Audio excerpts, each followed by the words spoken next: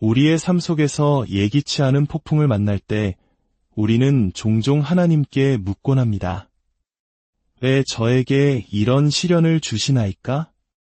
왜 저를 이곳에 두셨나이까? 지금 이 순간 저를 사용하여 주옵소서. 제 삶의 목적을 보여주시고 이 모든 상황을 역전시켜 주옵소서. 이 힘겨운 시간을 새롭게 하여 주시고 어찌하여 이토록 모든 것이 힘들었는지 그 이유를 깨닫게 하옵소서. 우리는 간절히 기도하지만 때로는 하나님의 응답을 듣지 못합니다. 어쩌면 그 이유는 하나님께서 우리 삶에 보내주신 선물을 우리가 미처 알아보지 못하기 때문일지도 모릅니다. 오늘 우리는 사도 바울의 놀라운 이야기를 통해 고난이 어떻게 하나님의 가장 강력한 도구가 될 수 있는지 함께 묵상하고자 합니다. 이 깊은 묵상의 시간으로 들어가기 앞서 잠시 여러분의 마음을 모아주시길 부탁드립니다. 만약 오늘 이 이야기가 누군가의 어두운 마음에 한 줄기 빛이 될 수 있다고 느끼신다면 이 영상을 공유하여 은혜를 나누는 아름다운 손길이 되어 주십시오. 또한 저희 채널을 구독하시면 저희가 계속해서 희망과 믿음의 이야기를 전하는 데 큰 힘이 됩니다.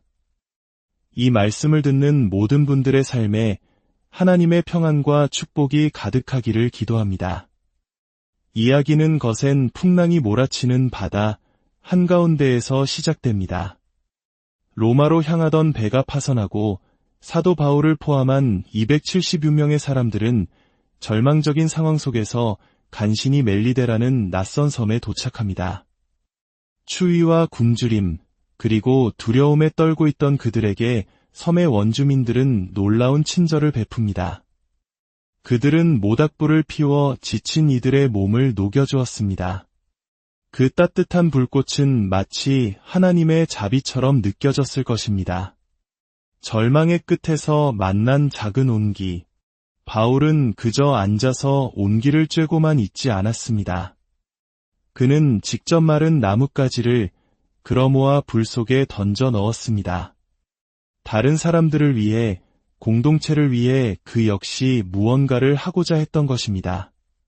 바로 그때 예기치 못한 일이 벌어집니다. 불의 뜨거움 때문에 나뭇가지 더미 속에서 독사 한 마리가 튀어나와 바울의 손을 물고 대롱대롱 매달렸습니다. 잠시 이 장면을 깊이 생각해 보십시오. 바울에게 따뜻함을 주었던 바로 그 모닥불이 그에게 끔찍한 상처를 안겨주었습니다. 우리 삶도 이와 같지 않습니까? 우리에게 가장 큰 온기와 위안을 주었던 관계가 때로는 가장 깊은 상처를 남기기도 합니다. 우리를 뜨겁게 만들었던 열정이 때로는 우리를 가장 위험한 유혹으로 이끌기도 합니다. 위대한 창의력은 그만큼 더 큰 제약과 어려움에 부딪히기 마련입니다. 따뜻함과 상처는 마치 동전의 양면처럼 함께 존재합니다. 바울은 말의 은사를 가진 사람이었지 나무를 다루는 전문가는 아니었습니다. 어쩌면 그는 자신의 익숙한 영역을 벗어나 낯선 일을 하다가 화를 입은 것일지도 모릅니다. 우리가 안전지대를 벗어나 새로운 무언가에 도전할 때 우리는 종종 이처럼 예기치 않은 뱀에게 물리곤 합니다. 사도행전 28장 4절은 당시 사람들의 반응을 생생하게 보여줍니다. 원주민들은 바울의 손에 매달린 뱀을 보고 서로 수군거렸습니다. 이 사람은 틀림없이 살인자다. 바다에서는 살아남았지만 정의의 여신이 그를 살려두지 않는구나. 그들의 눈에 바울의 손에 매달린 뱀은 명백한 증거였습니다. 그는 죄인이었고 지금 신의 심판을 받고 있다는 표적이었습니다. 그들은 눈앞에 벌어진 하나의 사건으로 바울이라는 한 사람의 인생 전체를 단정해버렸습니다. 하지만 우리가 이야기의 결말을 알기에 이 판단이 얼마나 어리석은지 깨닫게 됩니다. 그들이 살인자라고 손가락질했던 그 사람은 사실 그들 섬에 있는 모든 병든 자를 치유할 치유의 약을 가지고 있는 사람이었습니다. 그들이 신의 저주를 받았다고 확신했던 그 사람은 사실 하나님의 가장 위대한 축복의 통로였습니다. 여기서 우리는 중요한 교훈을 얻습니다. 우리가 무언가를 세우고자 할 때 우리는 반드시 물리게 되어 있습니다. 교회를 세우려 해도, 사업을 일으키려 해도, 가정을 꾸리려 해도 우리는 상처 입는 것을 피할 수 없습니다. 양들이 목자를 물기도 하고 믿었던 동료가 배신하기도 하며 사랑하는 가족에게서 가장 깊은 상처를 받기도 합니다. 만약 바울이 아무것도 하지 않고 가만히 앉아 불만 쬐었다면 그는 뱀에게 물리지 않았을 것입니다. 하지만 그랬다면 그는 불의 따뜻함 또한 온전히 누리지 못했을 것입니다. 여러분은 어떤 삶을 선택하시겠습니까? 상처받는 것이 두려워, 실망하는 것이 무서워, 마음이 부서지는 것이 겁나서 평생을 움츠린 채 살아가시겠습니까? 아니면 기꺼이 상처를 감수하고 따뜻함을 향해 나아가시겠습니까? 바울은 낯선 땅에서 뱀에게 물렸습니다. 사람들은 그를 살인자라 부르며 비난했습니다. 바다에서는 살아남았지만 결국 정의가 그를 심판하는군. 이처럼 우리는 삶의 어떤 한 사건을 통해 자신의 정체성을 규정하려는 실수를 저지릅니다. 나쁜 일이 일어났으니 나는 나쁜 사람임에 틀림없어. 내가 실패했으니 나는 실패자야. 아닙니다. 그것은 진실이 아닙니다. 어리석은 결정을 내렸을 수는 있지만 하나님께서는 그 어리석음조차도 사용하시는 분입니다.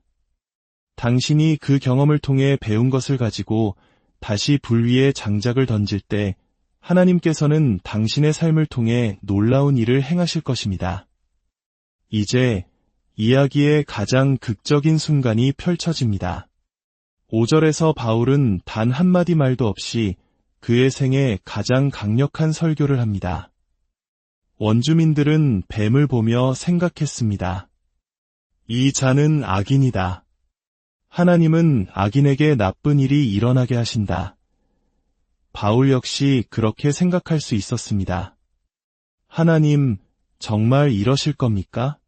저 배에 타고 있던 275명의 죄수들 중 진짜 죄를 지은 사람들도 멀쩡한데 왜 하필 저입니까?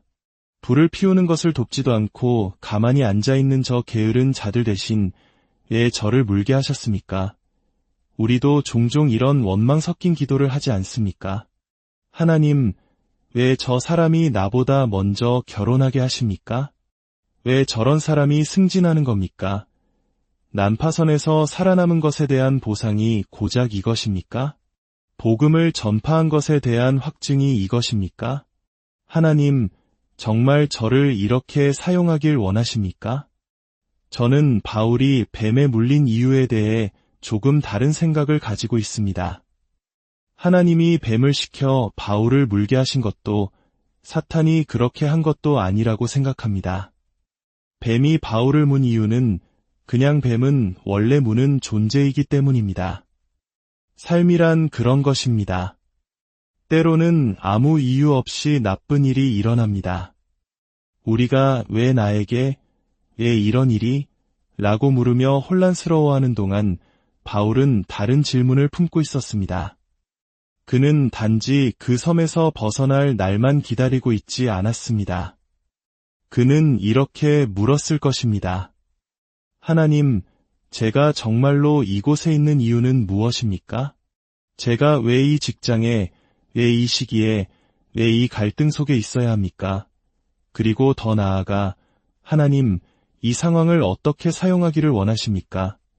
바울은 자신의 말, 즉 언변의 은사가 사용되는 것에 익숙했습니다. 하지만 이번에는 달랐습니다. 뱀이 그를 물었을 때 그는 그것을 불 속으로 털어버렸고 아무런 애도 입지 않았습니다. 얼마나 놀라운 일입니까? 바울은 원주민들에게 하나님의 위대하심을 보여줄 방법을 찾고 있었습니다.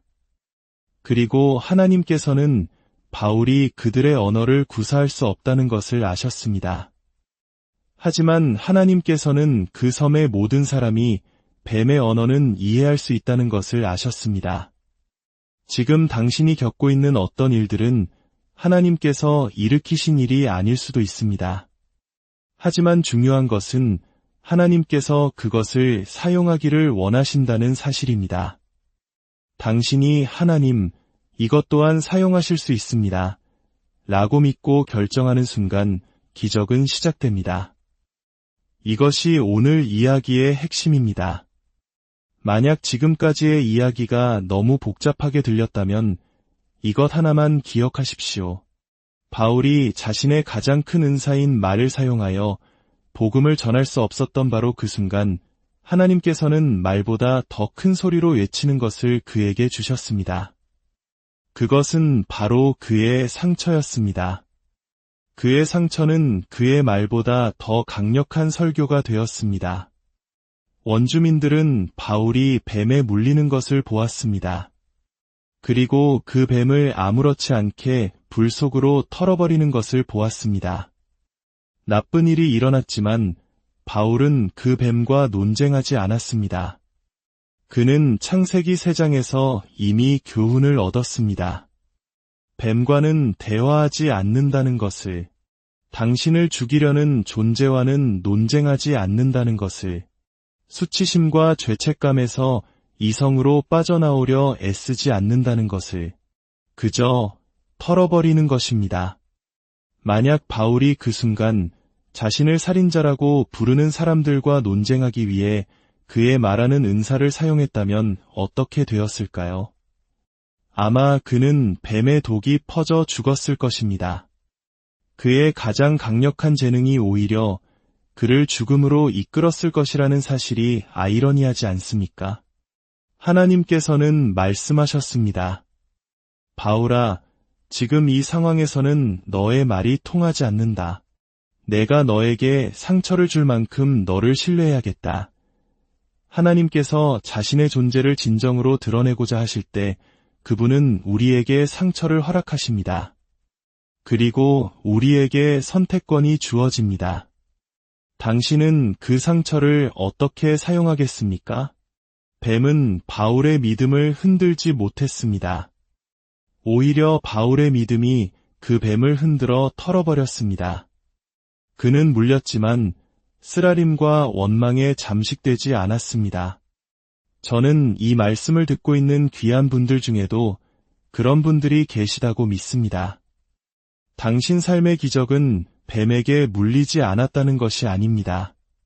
진짜 기적은 그렇게 많은 상처를 입고도 마음이 비통함으로 가득 차지 않았다는 것입니다. 오늘 당신이 두 손을 들어 하나님을 예배할 때 그 손에는 분명 상처 자국이 있을 것입니다. 하지만 그 상처는 더 이상 당신을 지배하지 못합니다. 며칠 후 그 섬에서 가장 높은 사람인 보블리오가 사람을 보냅니다. 나와 함께 저녁 식사를 할 죄수를 데려오너라. 아니요, 높은 사람들은 그렇게 말하지 않습니다. 살인자를 데려오너라. 그것도 아닙니다. 설교자를 데려오너라. 그것도 아닙니다. 보블리오는 바울이 설교자인지 몰랐습니다. 그들의 언어가 통하지 않았으니까요. 하지만 바울은 뱀의 언어로 말했습니다. 보블리오는 이렇게 들었을 것입니다. 뱀에게 물리고도 죽지 않은 사람이 있다고요? 정말 놀라운 일이군. 그가 그저 뱀을 털어버렸다고요. 그는 궁금했을 것입니다. 그는 누구인가? 그가 가진 힘은 무엇인가? 그래서 그는 말합니다. 나는 그와 함께 저녁 식사를 하고 싶소. 만약 바울이 그 뱀에게서 살아남지 못했다면 그 초대를 받을 수 있었을까요? 결코 아닐 것입니다. 그렇다면 지금 당신이 겪고 있는 그 일은 무엇입니까? 하나님께서 당신에게 허락하신 그 상처 자국이 당신을 당신의 사명으로 이끄는 여건이 될 수는 없을까요? 당신의 가장 깊은 상처가 당신의 가장 강력한 설교가 될 수는 없을까요? 바울은 기도했습니다. 하나님, 왜 저를 여기에 두셨습니까? 저를 사용하여 주옵소서. 제 삶의 목적을 보여주소서. 그리고 하나님께서는 뱀을 통해 응답하셨습니다. 바울은 그 뱀을 보며 깨달았을 것입니다. 아, 이것은 나를 해치려는 뱀이 아니구나. 이것은 복음을 전파할 마이크로폰이구나. 당신이 겪고 있는 실패, 질병, 이별. 그것은 단지 뱀에 불과할 수도 있습니다. 뱀은 원래 무는 법이니까요. 하지만 하나님께서는 그 뱀을 표적으로 바꾸는 방법을 아십니다. 당신이 해야 할 일은 두려움과 수치심과 자기 연민을 믿음으로 털어버리는 것입니다. 당신이 그렇게 할 때 당신의 삶 자체가 세상에서 가장 강력한 설교가 될 것입니다. 사랑하는 여러분, 주님께서 당신을 축복하시어 당신 삶의 상처 자국들이 쓰라림으로 끝나지 않고 당신만의 고유한 사명으로 나아가는 통행증이 되기를 간절히 기도합니다. 두려움과 절망이라는 독사를 담대히 털어버릴 수 있는 믿음을 주시기를, 그리하여 당신의 상처를 통해 하나님의 영광이 드러나기를 우리 주 예수 그리스도의 이름으로 축원합니다.